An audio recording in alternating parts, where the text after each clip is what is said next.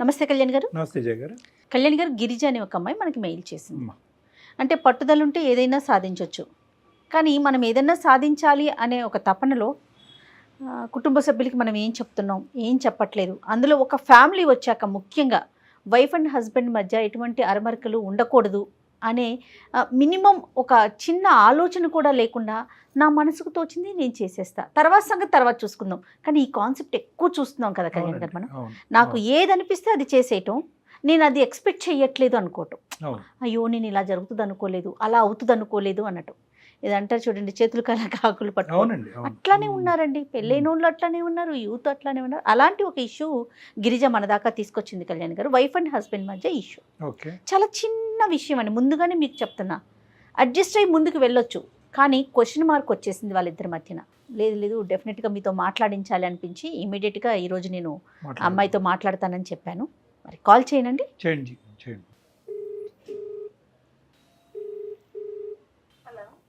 గిరిజ అండి మాట్లాడేది? అవును మేడం, మీరెవరు? నేను జయానండి, అందమైన జీవితం ప్రోగ్రామ్ నుంచి కాల్ చేస్తా ఉన్నాను. ఓకే, నమస్తే మేడం. నమస్తే గిరిజ గారు, మీ గురించి చాలా బ్రీఫ్గా చెప్పాను. నాతో పాటు డాక్టర్ కళ్యాణ్ చక్రవర్తి గారు ఉన్నారు. నమస్తే సార్. ఒక్కసారి మాట్లాడండి డీటెయిల్డ్గా. చెప్పండి అమ్మా గిరిజ, సమస్య ఏంటి, ఎవరిది? సార్ నాదే సార్. మాకు 4 years అవుతుంది మేడం పెళ్ళయి. మా ఆయన గారు చాలా మంచివారు, మా అత్త మా మామగారు కూడా చాలా మంచివారు. సంతోషం. చాలా హ్యాపీగా ఉంటాం. ఇంట్లో ఏదైనా సరే ఆయన గారు చూసుకుంటారు, మమ్మల్ని చాలా బాగా చూసుకుంటారు, బాబుని కానీ నన్ను కానీ. మరి సమస్య ఏంటమ్మా? చిన్నప్పటి నుంచి నాకు చదువు అంటే చాలా ఇష్టం సార్. ఆ ఇష్టంతో పెళ్ళైన తర్వాత ఫోన్స్ ద్వారా చదువుకున్నాను సార్. నేను బాగా ఆన్లైన్ లో చదువుకొని గవర్నమెంట్ జాబ్ వచ్చింది. అబ్బా, చాలా ఎగ్జామ్స్ రాసావమ్మా లేదంటే ఫస్ట్ టైం? అవును, చాలా ఎగ్జామ్స్ రాసాను సార్. ఎగ్జామ్స్ రాసిన తర్వాత క్వాలిఫికేషన్ బట్టి నా గవర్నమెంట్ జాబ్ ఇచ్చారు సార్. వెరీ గుడ్ అమ్మా. అది మా ఆయన గారికి సర్ప్రైజ్ చేద్దామని చెప్పాను సార్. దానికి అది నచ్చలేదు. కాదు, అతనికి అసలు నువ్వు గవర్నమెంట్ జాబ్స్ కి ప్రిపేర్ అయ్యి ఎగ్జామ్స్ అన్ని రాస్తున్నావు అని తెలుసా? అతను తెలియకుండా రాసావు ఇవన్నీ? తెలీదు సార్. తెలియకుండా చదువుకొని దానికి సర్ప్రైజ్ చేశాను. చాలా హ్యాపీగా ఫీల్ అవుతారేమో అనుకున్నాను. కాదు మా, సరే నువ్వు చెప్పలేదు, దానికి కోపం ఉండొచ్చు, కానీ మంచి విషయమే కదా. ఇద్దరు సంపాదించుకోవటం చాలా ఆనందించదగ్గ విషయం. అందులో గవర్నమెంట్ ఉద్యోగం అంటే మాటలా? ఆయనకి ఎందుకు ఫీల్ అయ్యారు? అతను ఎందుకు ఫీల్ అయ్యారు అమ్మ? ఒక నిమిషం నాన్న గిరిజ, అతను ఎందుకు ఫీల్ అయ్యారు అనే దానికంటే అసలు అతనికి చెప్పకుండా ఎలా ప్రిపేర్ అయ్యో, అసలు అంత అవసరం ఏముంది? అసలు అతనికి చెప్పకుండా ప్రిపేర్ అంటే చెప్తే ఒప్పుకోడు అతను? అవును సార్, ఒప్పుకోడు. తనే సంపాదించాలి, తనే పెట్టాలి, నన్ను ఇంట్లో నుంచి బయటికి వెళ్ళనీకూడదు. అది ఎప్పుడు కాన్సెప్ట్? ఇప్పుడా, పెళ్లికి ముందుదేనా? పెళ్ళైన కొత్తలో? ముందే సార్, పెళ్లికి ముందే చెప్పారు. ఏమని? సంపాదనే నేనే సంపాదిస్తాను, నేనే చూసుకుంటా మిమ్మల్ని, నువ్వు ఇంట్లో నుంచి బయటికి వెళ్ళే పని లేదు, నేనే జాబ్ చేస్తాను, నిన్ను పోషిస్తాను. అంటే అది ఒక విధంగా చెప్పాలి అంటే సంతోషమే, కానీ మరి అది నీకు నచ్చదం అంటే కొంతమంది ఆడవాళ్ళు అది కూడా చాలా హ్యాపీగా తీసుకుంటారు. అరే అన్ని సుఖాలు సౌఖ్యాలు ఆర్థికపరమైనటువంటి స్వేచ్ఛలు అన్ని నా భర్తే ఇస్తున్నాడు కదా, నేను ఇంట్లోంచి గడపలో బయట అడుగు కూడా పెట్టక్కర్లే, పిల్లల్ని చూసుకుంటే చాలా అని అనుకుంటారు. మరి నీ ఇష్టం అయిష్టం ఏమన్నా చెప్పావమ్మా అప్పుడు? అంటే పెళ్ళైనప్పుడు కొత్తలో? చెప్పలేదు సార్, చెప్పలేదు. మరి చెప్పాలి కదా, నాకు చదువుకోవటం ఇష్టం, ఉద్యోగం చేయటం ఇష్టం అని నువ్వు ఎందుకు చెప్పలేదు? చెప్పనివ్వలేదు సార్, ఇక చెప్పనివ్వలేదు. తన మాటే చెప్పేశారు, తన మాట మీదే ఉండాలి అన్నారు. నేను ఇక పెళ్ళైన తర్వాత, బాబు పుట్టిన తర్వాత, బాబుని స్కూల్లో జాయిన్ చేసి తన ఆఫీస్కి వెళ్ళిన తర్వాత ఆ చిన్న స్పేస్ కొంచెం టైం ఉండేది, కొద్దిగా టైం ఉండేది వ్యవధి నీకు, మిగతా పనులన్నీ అయిపోయిన తర్వాత ఈ మధ్యలో నాకు కొంచెం టైం ఉండేది. బాగా కష్టపడి చదువుకొని జాబ్ కూడా వచ్చింది సార్. ఓకే, అక్కడ వరకు అన్ని నువ్వే నీ ఒంటి చేతి మీద నడిచిన ఏది కూడా నేనే చేసుకున్నాను సార్. తనకు తెలియదు నాకు జాబ్ వచ్చిందని సర్ప్రైజ్ చేసిందా కూడా తనకి తెలియదు. సో అతను ఏమన్నాడమ్మా, కోప్పడ్డా, కొద్దిగా సంతోషించాడా, నువ్వు జాబ్ చేయడానికి వీల్లేదు, అసలు నువ్వు చదువుకోవడమే తప్పు, నాకు తెలియకుండా మళ్ళీ ఎగ్జామ్స్ రాయటం తప్పు, నీకు జాబ్ వచ్చిందని నాకు చెప్పకుండా ఇంత చేసి నాకు సర్ప్రైజ్ ఇవ్వటం ఇంకా పెద్ద తప్పు. బాబు నేను కష్టపడి జాబ్ చేసి వస్తాను, నీకేంటి అంత అవసరం? బాబుని నన్ను చూసుకొని నీ ఇంట్లో పని నువ్వు చూసుకో చాలు, నీకు అది. కానీ పనులు ఎక్కడ నెగ్లెక్ట్ అవ్వలే కదా, నువ్వు ఏమన్నావు ఇందాక, అన్ని పనులు అయిపోగా మిగిలినటువంటి టైంలోనే. అవును సార్, బాబుని స్కూల్ కి పంపించుకోవడం, ఉదయాన్నే లేవడం, తన ఆఫీస్ కి రెడీ చేయడం, తన ఆఫీస్ కి వెళ్ళడం, లంచ్ ప్రిపేర్ చేయడం, బాబుని స్కూల్ కి పంపించుకోవడం, ఇవన్నీ చేసి వాళ్ళు ఈవినింగ్ వచ్చే ఆ కొంచెం టైంలోనే సార్ నేను ఇదంతా ప్రిపేర్ చేసుకొని నన్ను నేను ధైర్యం తెచ్చుకొని అంటే ఏంటంటే నువ్వు ప్రిపేర్ అయ్యి కాదు తల్లి, నువ్వు ప్రిపేర్ అయ్యి ఎగ్జామ్ రాయటం కంటే ఇదంతా గోప్యంగా ఉంచావని కోపంగా ఉన్నాడేమో అతను. తనకి నేను జాబ్ చేయటమే ఇష్టం లేదండి సార్. అది పాయింట్ నెంబర్ 1. అది పెళ్లి అది ఫస్టే చెప్పారు కదా మీకు. నువ్వు అంటే నువ్వు ఏమనుకున్నావు అమ్మా, అంటే జాబ్ చేస్తే కనుక ఇవన్నీ కనుమరుగైపోతాయి, హ్యాపీ ఫీల్ అయిపోయి నీకు సన్మానం చేస్తాడు అనుకున్నావా?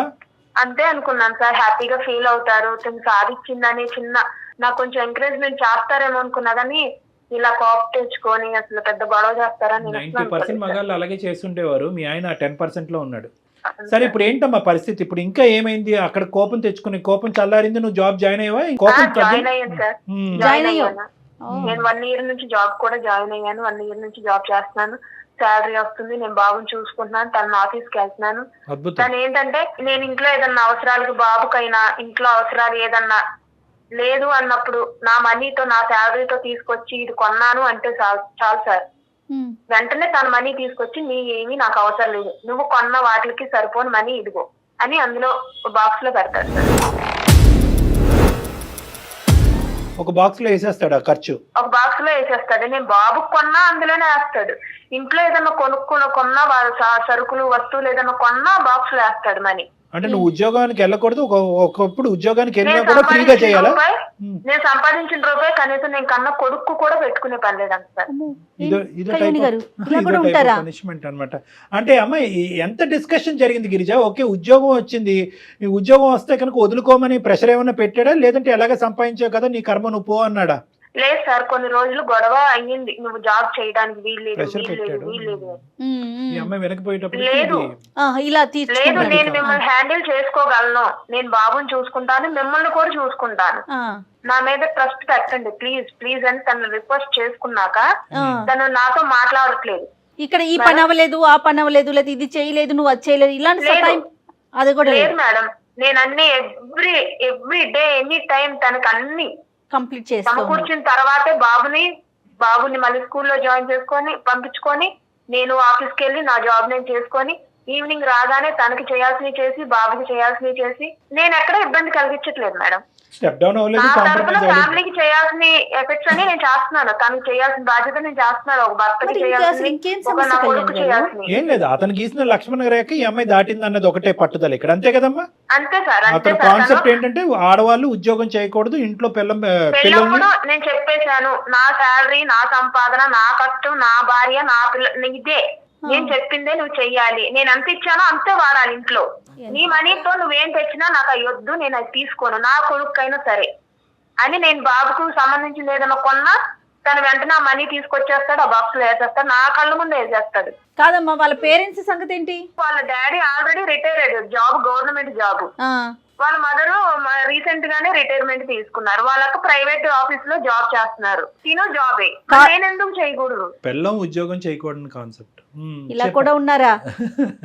కాదమ్మా అది అడిగావా మరి? మీ అక్క చేస్తుంది? అడిగాను సార్.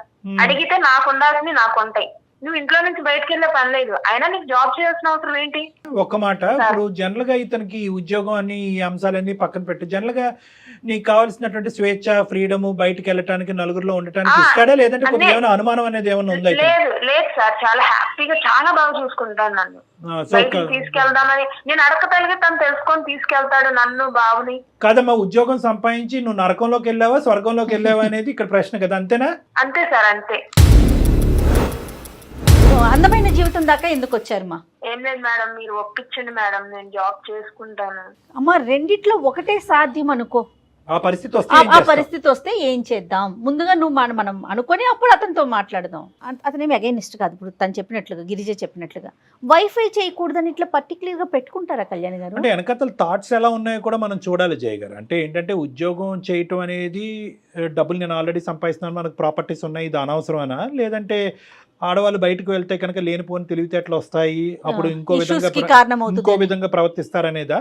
మూడోది ఏంటంటే బయట ప్రపంచంలో ఇన్సెక్యూరిటీ, అభద్రత ఎక్కువ ఉంది కాబట్టి అనవసరంగా తెలియని దాన్ని నువ్వు అందులోకి వెళ్ళి చిక్కుపోతావు అనేటటువంటి భయమా? చాలా ఉంటాయి. బహుశా అతను విప్పి చెప్పట్లేదు. ఎందుకు విప్పి చెప్పట్లేదు అంటే కనుక బహుశా నేను చెప్పాను పెళ్లికి ముందే, నేను రూల్ గీసాను, ఇప్పుడు నేను కారణాలు చెప్పాల్సిన అవసరం లేదు, రూల్ పాటించావు ఉండుంటే కనుక సరిపోయి ఉండదు, లేదంటే పెళ్లికి ముందే ఈ కారణం చెప్పుంటే కనుక అసలు పెళ్లే జరగబోయి ఉండేది అనే కాన్సెప్ట్ అతనికి ఉండుంటది. మాట్లాడదాం మరి. అట్లయితే నేను ఏదనుకుంటే అది జరగాలి. అంతే. అట్లా అదే యాటిట్యూడ్ లో ఉండేసరికి అందమైన జీవితం దాకా వస్తున్నారు.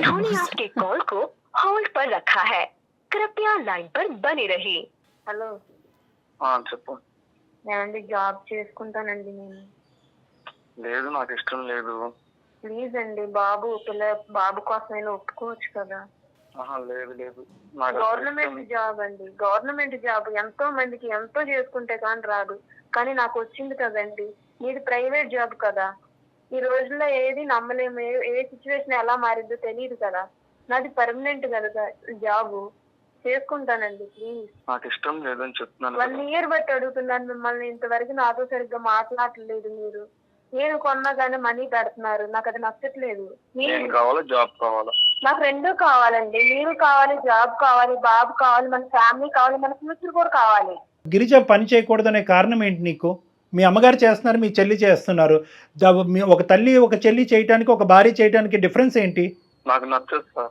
ఎందుకు నచ్చదు? అదే అతనికి నాకు కారణం లేదు కళ్యాణ్ గారు. నచ్చకపోవటానికి కారణం ఏంటి నాన్న?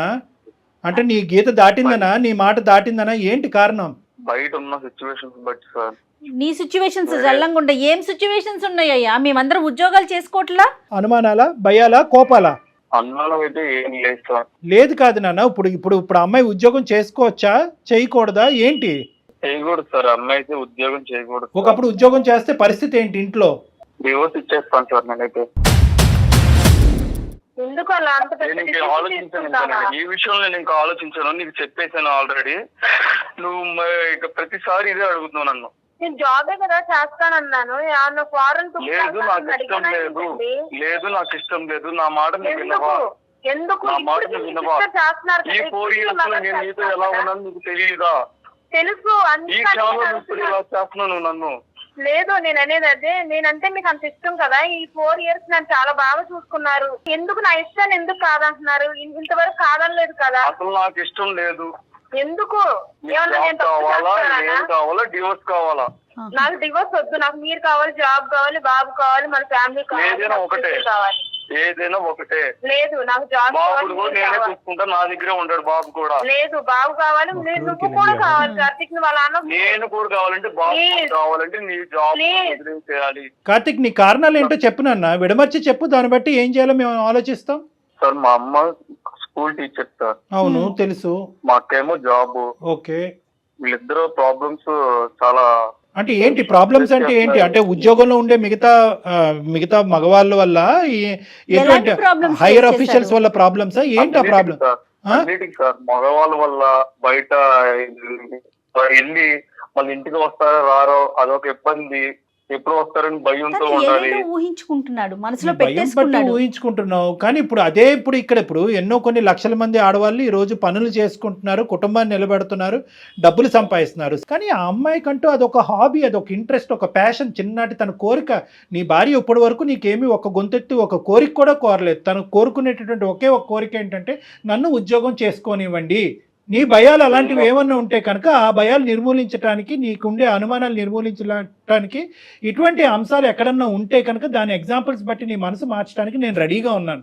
దీనికి మీ జీవితానికి ముడిపెట్టకండి. ఎందుకంటే మీరు ఆల్రెడీ ఒక పిల్లవాడిని కన్నారు. ఆ బాబు మీ ఇద్దరు వైపు ఒక ఆశగా చూస్తున్నాడు. ఇంట్లో వాతావరణం బాగాలేదు, అమ్మ నాన్నతో మాట్లాడదు, నాన్న అమ్మతో మాట్లాడదు, ఉదయం అంతా డే కేర్లో వదులుతారు, సాయంత్రం వేయించేటప్పటికి ఈ ఉక్కిరి బిక్కిరి వాతావరణం. ఇందులో ఆ పిల్లవాడు ఎలా ఎదుగుతాడు? వాడికి ఎటువంటి మానసిక పరివర్తన వస్తుంది, ఎటువంటి మానసిక పరమైనటువంటి ఎదుగుదల ఉంటుంది, భవిష్యత్తులో వాడు ఎలా ఆరోగ్యంగా ఉంటారు? ఇప్పుడు మీరు ఏది ఆలోచించినా ఆ పిల్లవాడి భవిష్యత్తు దృష్ట్యా ఆలోచించాలి. ఏం పెద్ద తప్పు పని చేస్తుంది ఆ అమ్మాయి?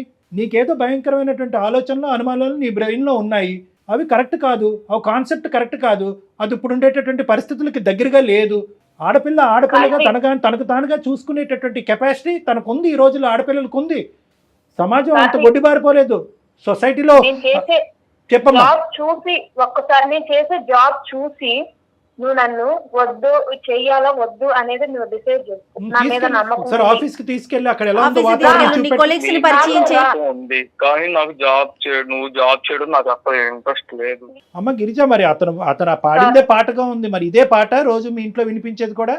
అవును సార్, అందుకని సార్ మిమ్మల్ని అప్రోచ్ చేయాలి. కాదమ్మా గిరిజ, ఒక కారణం కూడా చెప్పట్లా అతను. లేదు మేడం, సమస్య ఇప్పుడు- ఏంటంటే ఇప్పుడు మీరు చాలా మంచి మాట అన్నారు. సహజసిద్ధంగా మనకు అందమైన జీవితంలో వచ్చే ప్రతి కాల్కి ఒక బలమైనటువంటి కారణం కారణం ఉంటుంది. ఉంటుంది. ఇక్కడ మనకి కార్తిక్ తో మాట్లాడుతుంటే ఏంటంటే అతను పాడిందే పాటగా ఉంది.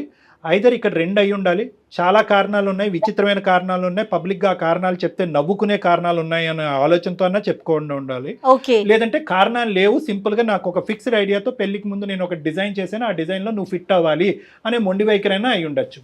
సరే ఏదైనా, కార్తిక్ ఉన్నావు నాన్న లైన్ లో? ఉన్నాను సార్. 2 నిమిషాలు విన్నానా? నీకంటే ఇంతకంటే భయంకరంగా ఆలోచించి ఒక ఫిక్స్డ్ కాన్సెప్ట్ ఐడియాతో ముందుకెళ్ళేటటువంటి వాళ్ళని ఎంతో మందిని నేను మార్చాను. ఎందుకంటే నువ్వు ఇక్కడ ఏమీ లేదు. ఒకటి, మగాడు అనేటప్పటికీ ఒక మేల్ ఈగో ఉంటుంది. అందులో ఏంటంటే ముందుగానే నువ్వు ఒక కండిషన్ పెట్టి ఆ కండిషన్ ఈ అమ్మాయి దాటేటప్పటికి అందులో సీక్రెట్గా 4 సంవత్సరాల పాటు పుస్తకాలు లేకుండానే ఆన్లైన్లో చదువుకుని ఎగ్జామ్ రాసేసి జాబ్ కొట్టిన తర్వాత భర్తకు సర్ప్రైజ్ చేసి నా కెపాసిటీ ఇది అని చెప్పి గొప్పగా నిన్ను ప్రూవ్ చేసుకోవడానికి ఆ అమ్మాయి రివర్స్లో ఆలోచించింది. ఆ రివర్స్ కాస్త ఆ అమ్మాయికి బిడ్స్ కొట్టింది. ఇదేమైంది అంటే కనుక నువ్వేమనుకున్నావు అంటే కనుక నువ్వు జాబ్ సంపాదిస్తే ఏంటి, అవన్నీ సంపాదిస్తే ఏంటి, అసలు సీక్రెట్గా ఎందుకు పెట్టావు, నేను కాదనుకున్నది నువ్వు ఎందుకు చేసావు, ఇప్పుడు జాబ్ సంపాదిస్తే ఏంటి, నువ్వు ఐఏఎస్ ఆఫీసర్ అవుతానేంటి, ఇంకో కింగ్ అవుతానేంటి, నాకు అనవసరం నువ్వు కాన్సెప్ట్లోకి ఉన్నావు. ఇక్కడ ఏంటంటే ఈరోజు ఆ అమ్మాయి చేసిన తప్పు అనేది తను ఒప్పుకుంటుంది. ఒక్కసారి ఇంకో యాంగిల్లో ఇంకో పాత్వేలో ఆలోచించు. ఈరోజు నీకంటూ ఏవైతే కోరికలు ఉన్నాయో అవే కోరికలు ఆ అమ్మాయికి కూడా ఉన్నాయి. ఏదో ఒకటి జీవితంలో సాధించాలని చిన్నటి కోరిక, ఒకే ఒక కోరిక నాన్న. దీనికి మించినటువంటి కోరికలు ఏమీ లేవు. 4 years పాటు నువ్వు కూడా చాలా బాగా చూసుకున్నావు, ఎటువంటి లోపం లేదు. ఆ అమ్మాయి కూడా 110% హ్యాపీ. ఈ 4 years బట్టి నీ మీద ఒక్క కంప్లైంట్ కూడా లేదు. తను ఇప్పుడు ఏంటంటే ఇప్పుడున్న పరిస్థితులు ఏంటంటే ఉద్యోగం ఉంచాలా, ఓడవాలా, బయటికి రావాలా అనేది. ఒకప్పుడు ఆ అమ్మాయి ఉద్యోగం నుంచి నేను బయటకు వస్తానన్నా కూడా ఎవ్వరు సమర్థించరు, మేము కూడా సమర్థించడం. వాస్తవానికి నువ్వు కూడా నీ మనస్సాక్షి కూడా సమర్థించదు. తాత్కాలికంగా అమ్మాయి ఉద్యోగం నుంచి బయటకు వస్తే కనుక కార్తిక్ ఏమైనా హర్షిస్తాడేమో కానీ రేపొద్దున ఇదేంటబ్బా నలుగురు 4 విధాలుగా మాట్లాడుకుంటారు. ఏంటయ్యా మీ ఆవిడ గవర్నమెంట్ జాబ్ వచ్చిందంట, నీకు ఇష్టం లేక నీ కష్టం చేసి మానిపించేవంట, మేము నానా తంటాలు పడుతున్నాం, సంవత్సరాల కొద్ది ఎగ్జాములు రాస్తున్నాం, ఏజ్లు బారైపోతున్నాయి, మాకు గవర్నమెంట్ జాబులు రావట్లేదు. ఉద్యోగం సంపాదించి ఆ విధంగా నీ సపోర్ట్ లేకుండా ఉద్యోగం సంపాదించినటువంటి ఒక ఆడపల్లి చేత ఉద్యోగం ఎలా మానిపిస్తావా అని చెప్పి అంటే కనుక అది నీకే చిన్న చూపుగా ఉంటుంది నాన్న. కాబట్టి నా ఉద్దేశం ఏంటంటే మనందరికీ కోరికలు ఉంటాయి, మనందరికీ ఆలోచనలు ఉంటాయి. అంతవరకు ఎందుకు ఇదే పంచాయతీలో నేను జయ గారు ఉంటాం. నువ్వు కావాలంటే మీ అమ్మగారిని మీ సిస్టర్ని లైన్ కలుపు, వాళ్ళు హర్షిస్తే కనుక మేము ఇద్దరు ఇక్కడి నుంచి లేచి వెళ్ళిపోతాం. మేమే తప్పని మేము ఒప్పుకుంటాం. మీ అమ్మగారు మీ సిస్టరు ఇంతకాలం బట్టి ఉద్యోగం చేస్తున్నారు, 1,00,000 సమస్యలు చూశారు అని అన్నాం. ఆ తంటాల వల్ల, అనుభవాల వల్ల వాళ్ళు ఒక మెచ్యూరిటీ అనుభవం పెరుగుతుంది, ఒక ఆలోచన శక్తి పెరుగుతుంది, పిల్లల్ని పెంచేటటువంటి విధానాల్లో మార్పు వస్తుంది, కష్టం అంటే జీవితం అంటే ఏంటో తెలుస్తుంది. అంతేగాని గూట్లో పక్షిలాగా 4 గోళ్ల మధ్యన ఉంచేసి సమాజానికి ఎక్స్పోజ్ చేస్తే ఆడవాళ్ళు చెడిపోతారు, పాడైపోతారు, పక్కదో పడతారు, మగాళ్ళు ఏదో చేసేస్తారు, బాసులు ఇబ్బందులు పెట్టేస్తారంటే ఇబ్బందులు పెట్టకుండా నీ జీవితం ఎక్కడది నాన్న? నువ్వు పడలేదా నువ్వు చేసేటటువంటి ఉద్యోగంలో? Exposure makes you more mature. నువ్వు బయటకు వెళ్ళి ఎక్స్పోజ్ అవుతే కనుక నీ ఆలోచన శక్తి పెరుగుతుంది, నువ్వు జీవన విధాన శైలిలో మార్పులు తెచ్చుకుంటావు, పిల్లల్ని ఎలా పెంచాలో నీకు అర్థమవుతుంది. ఇన్ని అడ్వాంటేజెస్ ఉంటాయి. ఇది కేవలం డబ్బు గురించే కాదు, ఆ అమ్మాయి ఉద్యోగం చేసి సంపాదించినంత మాత్రాన మగాడిగా నిన్ను తక్కువ చేయటం కూడా కాదు. దయచేసి ఈ ఆలోచనలు మలుపు తిప్పుకుని మార్చుకునేటటువంటి ప్రయత్నం చేయి. దీనికి మించి ఆలోచనలు, అనుమానాలు నీకు ఏమైనా ఉంటే ప్లీజ్ వెల్కమ్, నా దగ్గరికి రా, కూర్చొని మాట్లాడుకుందాం. అంతేగాని ఆ అమ్మాయికి అదా ఇదా అని చూస్ చేసుకోమని చెప్పి దాని మీద కత్తి పెట్టద్దు నాన్న, అది తప్పది, అది జీవితం. నేను మిమ్మల్ని కలుస్తాను సార్. నన్ను కలు, కానీ దానికి ముందు ఏంటంటున్నానంటే దానికి దీనికి ముడుకు పెట్టకు. ఒక్కసారి కనువిప్పు. చాలా నేరో మైండెడ్గా ఆలోచిస్తున్నావు, చాలా ఫిక్స్డ్గా ఆలోచిస్తున్నావు. నువ్వు బ్రాడ్ మైండెడ్గా ఆలోచించాలి సార్. నా ఆలోచన తప్పు అని నాకు ఇప్పుడు అర్థమవుతుంది సార్. రైట్ గుడ్ నాన్న. ఓకే నాన్న, ఆల్ ద బెస్ట్. అమ్మా నువ్వు కూడా రా గిరిజ, నేను అపాయింట్మెంట్ టైం స్లాట్ ఇస్తాను.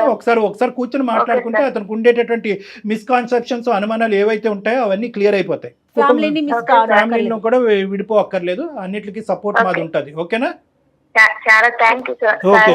గుడ్ లక్ అమ్మా, ఆల్ ద బెస్ట్. కానీ చాలా కొత్తగా అనిపించింది కళ్యాణ్ గారు నాకైతే. ఇట్లా కూడా ఆలోచిస్తున్నారు, ఇంకా ఏం ఇందాక నేను చెప్పినట్టుగా ఏంటంటే మేడం చాలా కారణాలన్నా ఉండాలి, లేదంటే ఏ కారణం అన్నా లేకపోయి ఉండొచ్చు. అంటే అతను మాట్లాడే పద్ధతిని బట్టి, అంటే పొడిగా మాట్లాడుతున్నాడు కదా, ఏ కారణం లేదేమో నాకు అనిపించింది. తను అట్లా ఫిక్స్ అయ్యాడు, తను అందులో ఫిట్ అవ్వాలని కోరుకుంటున్నాడు. అదే ఒక్కసారి ఐ ఓపెనర్ వచ్చింది కాబట్టి ఇంకా కంటిన్యూ అయిపోతారు, ఏం ప్రాబ్లం ఉండదు మేడం వాళ్ళ మ్యారేజ్ కి. రైట్ అండి, thank you so much Kalyan గారు. నమస్తే.